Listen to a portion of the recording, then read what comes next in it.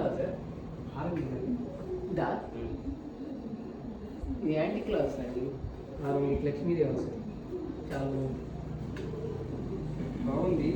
But ఏదైనా dress మీద matching ఈ డ్రెస్ మీద మ్యాచ్ అయ్యింది. ఇది ఇది రిసెప్షన్ డ్రెస్కి అయితే రిసెప్షన్ అండి.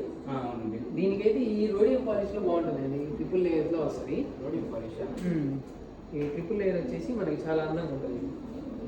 బాగుంది. రోడియం పాలిష్ అంటే మనకి దీని గురించి ఎక్స్ప్లెయిన్ చేస్తారండి మీకు స్టాఫ్ వచ్చేసి. ఒకసారి ట్రాండి సార్ కంటే ఈ హారం గురించి ఒకసారి ఎక్స్ప్లెయిన్ చేయండి, మా స్టాఫ్ చెప్తారు దీని గురించి. సార్ మీరు చూసింది అవును మేడం.